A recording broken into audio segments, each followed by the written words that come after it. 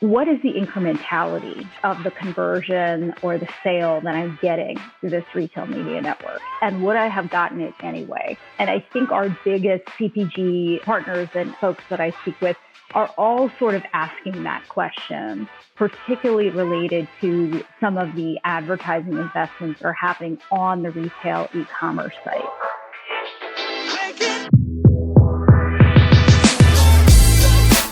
You're listening to Retail Remix, your inside access to candid conversations with the people shaping retail's future. Here's your host, Alicia Esposito. A few years back, we had a partner at McKinsey as part of our Retail Innovation Conference virtual experience. She spoke with Nicole Silverstein, our e-commerce editor, about the retail media or commerce media opportunity. And let me just say, it is crazy what just 2 years can do in this fast-moving space.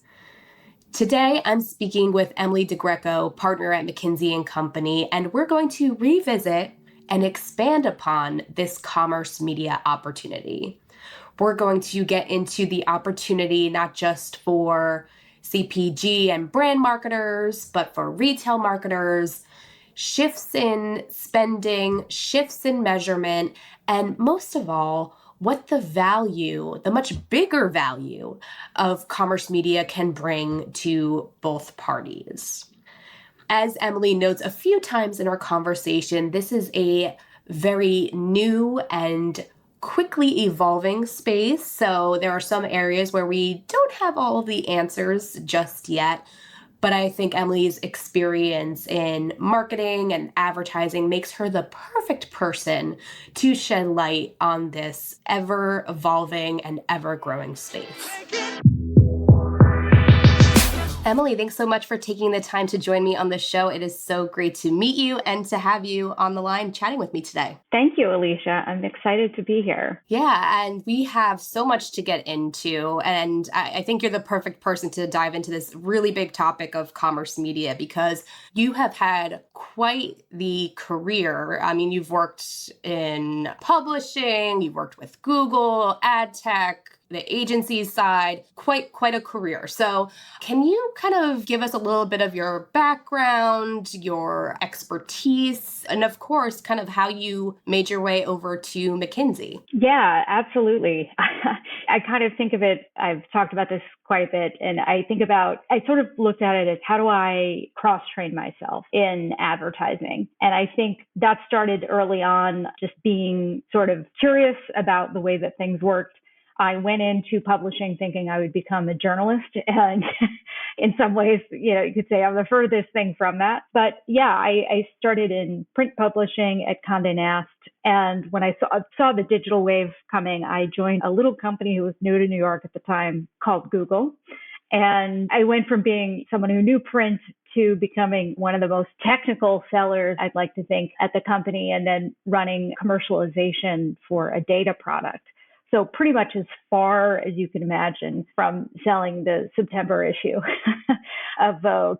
My time in ad tech continued. I got the startup bug and ran sales and marketing for what was then a small DSP called Adelphic. It's recently gone public as Viant. And after that, I'd done tech, I'd done publishing, but I still hadn't done anything on agency. So I joined the founders at a company called Mighty Hive to run the agency there. It's a digital transformation agency focused in both media and also data. So I ran that company on the Western Hemisphere for 2 years and sold the company to S4 Capital, which is Sir Martin Sorrell's investment vehicle post WPP. So quite a journey. And, the last piece was consulting. I feel like I've picked up quite a bit as an operator in all of these roles and have a pretty unique perspective on marketing and advertising. And McKinsey is just a terrific home for that. So joined as a partner in December and have had a pretty wild ride And as I had hoped and as was promised, I've been able to stretch a lot of muscles that I've picked up along my career. Yeah, I was going to say quite a time to really dig into some of the interesting shifts that are happening in marketing and advertising, whether it be the tech side or even the strategy side. I think it's like the art and science really coming together and reaching this new level of granularity in terms of like the customer experience and what the customer gets to interface with, among the various brands that they do business with, that they research, et cetera, which kind of brings us to the big topic at hand, commerce media. I mean, everybody's talking about it. Everybody's building new models, new services. Everybody's trying to build out their own playbook, so to speak, for success. But obviously you live and breathe this every day. You're consuming information from so many different sources, studying the space. So what are some of the major trends that you're seeing, or McKinsey as a whole seeing, that's kind of enabling or amplifying this rise of commerce media? Yeah, it's something that we do hear about. I think it's a steady drumbeat across all of the trade publications, both on the advertising side and as I've seen on the retail side as well. And there's a lot going on here, right? That's making this be such a big deal. But I'd say there are probably three things that really are the key drivers. One is the rise of e-commerce. So this is not new news for any of your audience, right? But the peak arriving around COVID really created a ton of activity and a ton of traffic on sites that in the past, had been growing steadily. They all had a peak. And that commerce, website interaction created an opportunity to monetize those audiences, but also created the need to really think harder about how am I going to manage the profitability of my commerce channel on the web, right? And in app versus in store. So that was kind of a major sort of tipping point. I would say we've also seen real development in terms of the tech side. So companies that are specifically in ad tech, but focusing their effort uniquely on the commerce opportunity. So here I think about Criteo, I think about Promote IQ, I think about Citrus Ad as just some of them who've really developed the technology that is catered specifically to this use case for retailers. And then the third area I point to is just loyalty programs, right? So finding a connection between the investment you're making to develop that loyalty program and continue to support it, and then seeing a new and unique way to get a payoff from that. RMNs are really a strategic way to drive customer loyalty and continue to support those programs. So those three, I think, are overridingly coming together to produce this big wave we see. Yeah, definitely very aligned with the factors that we're keeping track of on retail touch points and that we're hearing from our audience as far as factors that are driving them. But I do want to kind of double click, so to speak, into the opportunity for marketers, because I feel like we're kind of at this interesting time in general for retail, right? Like everybody's kind of scrutinizing budgets, everybody's focusing on profitability. I think historically, in general, marketers have always been challenged because there's been kind of like this need to have a meeting of the mind, so to speak, with like the CFO, who is very quantitative and possibly, depending on the company, a bit risk averse, whereas marketing, it's all about testing new things and trying new models and embracing the creative side, the left brain and the right brain, so to speak. So can you kind of dig into that opportunity for marketers a little bit and why maybe the time is now, despite some of the volatility and the pressure they may be feeling within their organizations to invest? Yeah, absolutely. So the opportunity for marketers, I think, is very large on this, although I would acknowledge that most of what we hear about is how retailers are sort of making it big. Marketers in general, I think the promise of this is sort of, after 20 years of being in this space, it's the holy grail of what we've all wanted, which is the ability to close the loop between exposure and engagement with advertising through to conversion. And by conversion, in this case, we're talking about actual transactions, right? Not a proxy. So that is the North Star for this from a marketer perspective. And whereas, particularly the last 10 years, we've talked about all sorts of proxies and, panels and other ways to do this. Here, retail media offers you brass tacks, the actual assets that you can use to do that, right? So at its best form on the ad side, you're going to have search placements, you're going to have display placements, you're going to have online video, you're going to have OTT and CTV. So a broad swath of different touch points to engage with consumers. And then again, on its best case, fully fledged, you're talking about having access to transaction data from in-store and online and the ability to bring those together. So it truly is a massive opportunity. I will say also that it's an evolution and it's early days.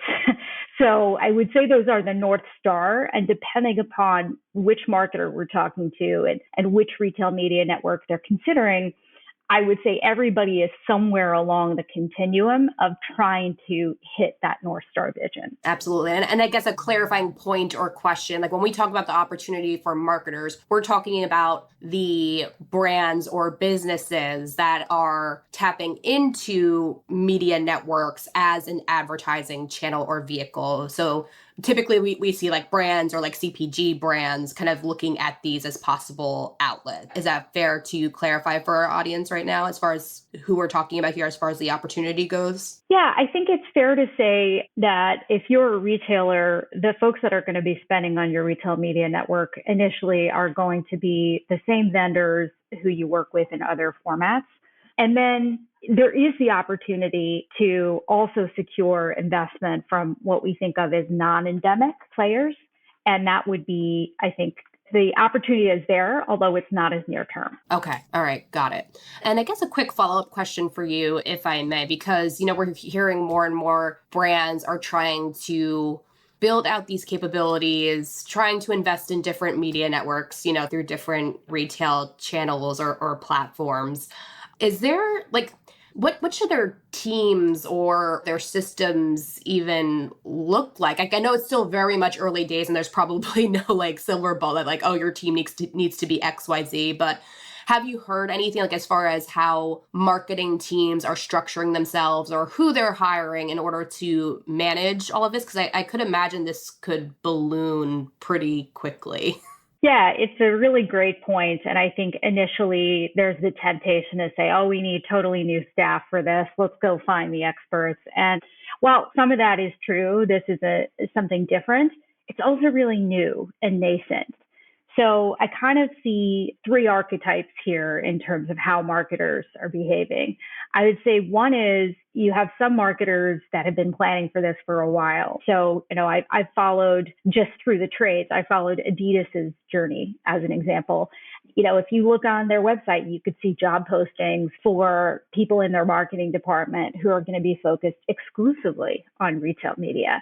So that just shows you that they understand that they need to have that talent. And it's a specific type of talent that can work with your merchandising team, that can work with your finance team, and also can build a relationship with your retailers. I think the second archetype is what I would say marketers who've looked for specialty agencies to help them navigate it. And when I say specialty agencies, I'm thinking about companies like Tinuiti and PackView and Tychometrics. These are sort of the first mover digital agencies who've really tried to master the buying of retail media on behalf of their marketer clients.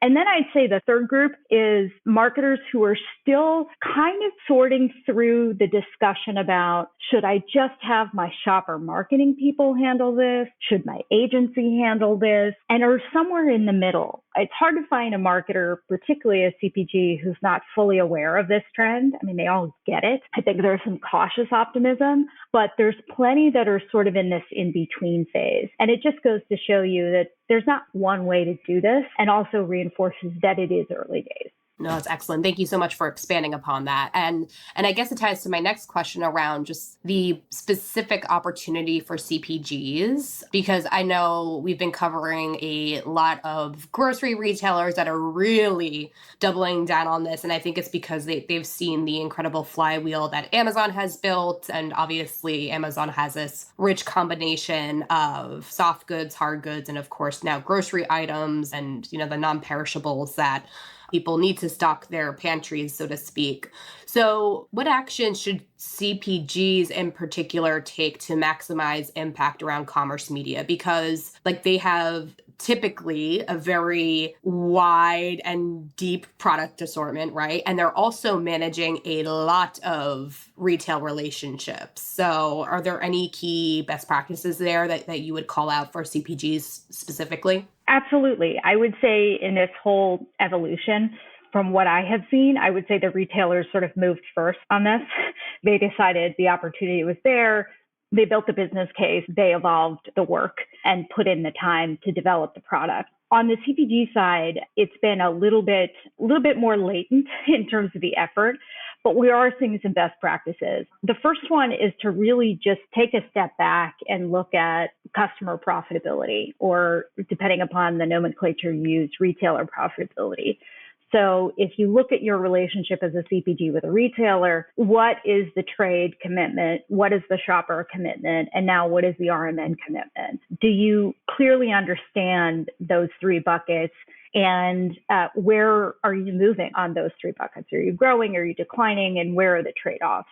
I think the second thing we'd recommend is the promise of all of this for CPGs should be that there's better data coming back to them than they would get buying any other way. Actual transaction data with retail partners who have exactly the same incentives as them, which is to sell more product. So the second best practice is, if you're a CPG, whose a phrase I like to use is your data house is not in order, now is definitely the time to do that.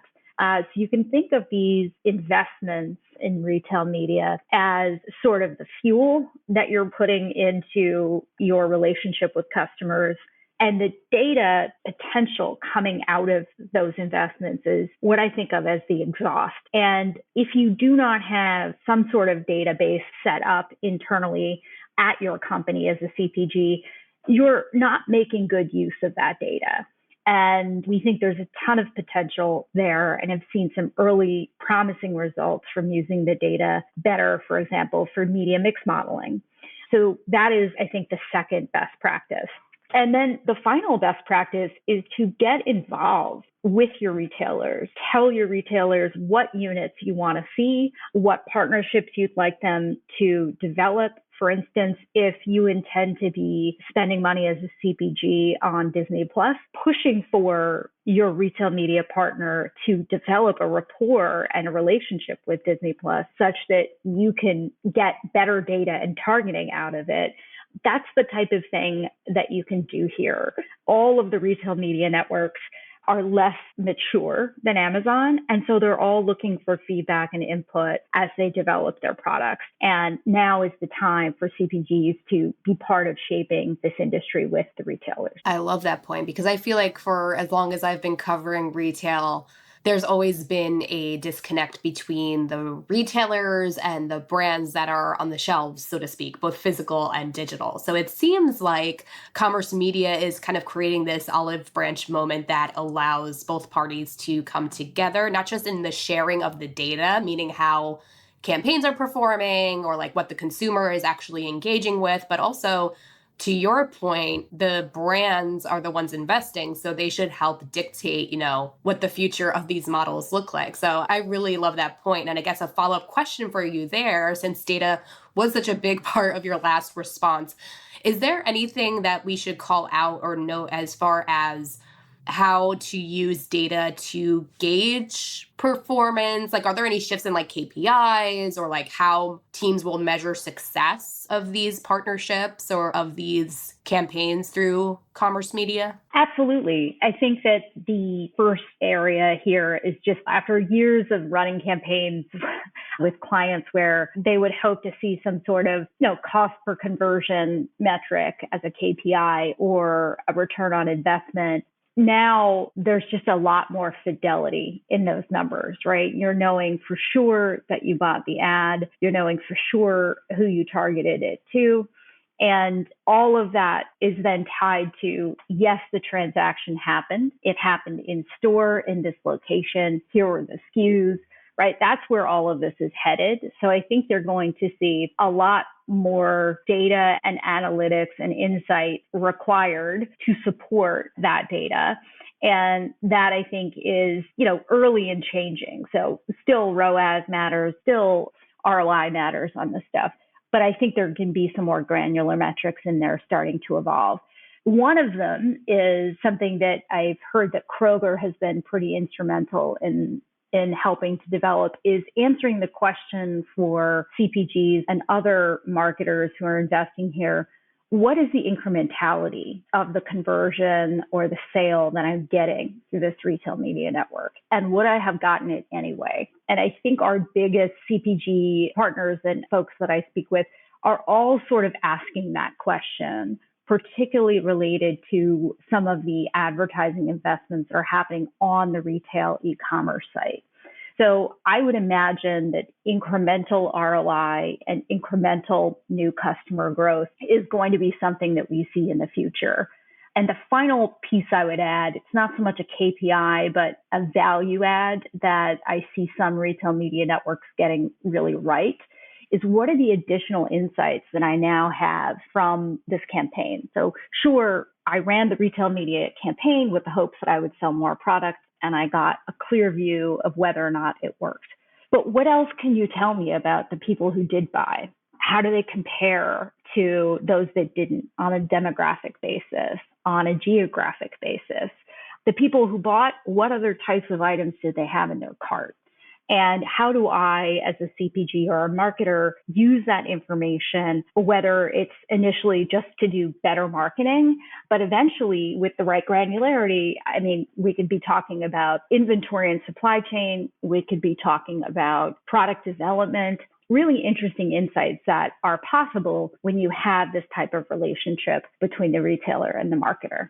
No, this is great, Emily. And I think we've gone through the opportunities for essentially all parties of commerce media. So we talked about the opportunity for retailers, for brands, not quite so much about publishers, but I think we touched on it a little bit. But of these three, who is best positioned to thrive here? How do you kind of break out the opportunities for all of these parties? Since I feel like commerce media is something that impacts the entire ecosystem. So how do you kind of break that down? Absolutely. I think there's sort of obvious opportunity here for retailers, but it does go broader than that. And here I'd point to the article that we recently published on McKinsey.com, where we sort of did two things. One, we worked with analysts in our research team to really come up with our estimate of what we think the value is here. And two, we conducted a survey of multiple buyers and sellers in the space to get their perspective on it. And on the research, we more or less said, we believe that in the US, by 2026, the retail media network opportunity has the potential to generate over $1.3 trillion of enterprise value. So that is massive. And we do think it's going to be a paradigm shift in digital advertising that, we haven't seen anything like it since the rise of programmatic. Now, that enterprise value is going to primarily flow through to two players. One is the retailers. So over 800 billion of it would flow through to the retailers. And the way that they're going to see this is just in higher margins, in a higher margin revenue stream coming from the vendors that are investing, along with additional insights coming through those vendors, and also the downstream impact of the work done to produce a retail media network very often feeds the marketing department of the retailer itself. So there's downstream impact here. If you build the retail media network to meet the needs of your vendors, you're also going to get better measurement, better reporting, and better ad units out of it. So they are the primary beneficiaries. Secondarily, though, there's about $300 billion in opportunity here for the brands and advertisers advertisers in this space, and that's $300 billion of enterprise value. And we think that that comes in simply better opportunity to do more informed and more efficient marketing. So we think that that's going to come in the form of better ROI and ROAS for marketing efforts, better use of both below the line and above the line investments, also going to come from more informed promotions and better use of the data coming out of it. So earlier in the conversation, I mentioned media mix modeling. Having better inputs for those models from this investment, we think is huge. So those are the two primary. And I do think beyond that, there is money to be gained and opportunity to be gained by the intermediaries, all of the tech and data providers that are facilitating this, a little bit for the publishers and even less for ad agencies right now, because this does appear to be a really direct buyer to seller type of engagement. But I think there's quite a bit more, not to be self-promotional, but to check out the study and get a sense of the depth here. I think it's a great place to turn. So we're kind of coming towards the end of the year at this point. Not quite a peak holiday season, but people are talking about it. And of course, people are starting to think about the new year, how to invest, what their strategies are, what their budgets are. So what's your overall outlook, Emily? I mean, is there any guidance that you can share with the marketers listening right now, especially as they kind of get into final planning and final budgeting? How can you kind of distill the commerce media landscape and where it's poised to go? And, what should marketers do about it? How can they respond? Absolutely. I think the clear takeaway as we begin heading into 2023 is that commerce media is really an incredible opportunity for growth and innovation, both for retailers and for marketers. 82% of advertisers are going to continue to increase their RMN spending over the next 12 months. This is the results of the survey that I mentioned. And approximately 20% of them actually plan to increase it by more than 10%. So if you're a retailer, absolutely make sure you have all of your ducks in a row as it relates to your go-to-market, because now is the time. I think for our marketers and CPGs and others out there, now is also the time to be thinking clearly about where your marketing investment is going. And to the extent that you have performance and mid-funnel dollars, are they paying off, or is there a better home to put them into? And I think that that's going to be very important in the next few months in particular. We know with the macroeconomic changes, there's definitely budget cuts happening across the board. Where specifically is your media working for you, and where could it be working better? We tend to think that commerce media is almost always going to have a better value proposition for companies who rely on retailers and marketplaces to sell their product. So those would be my two takeaways going into the end of the year. Amazing. Well, Emily, that's about all the time we have for today. I know you're super busy, so thank you again so much for taking the time out to share a little bit about what you're seeing in the landscape, digging into the opportunities with me. And I think there are also some really helpful nuggets of wisdom for the folks listening that are building out their retail media strategies, are trying to figure out how to put all of the pieces together, so to speak. So thank you again so much for taking the time out to speak with me. Yes, thank you, Alicia. This was great. And to all of you, if you have any follow-up questions for Emily, definitely let us know. We are on Twitter at @OurTouchPoints and on LinkedIn at Retail Touchpoints. We would love to keep this fascinating conversation going. And we'll be sure to link to the McKinsey research and any other helpful resources in the show notes, so you can do some more digging on this fascinating area of the retail marketing landscape. But for now, that's it from us, everyone. We appreciate you taking the time to listen, and we'll see you next time. Take care. Thanks for listening to this episode of Retail Remix. Be sure to subscribe so you never miss an episode. You can find us on your favorite podcast player. Until next time, keep mixing it up.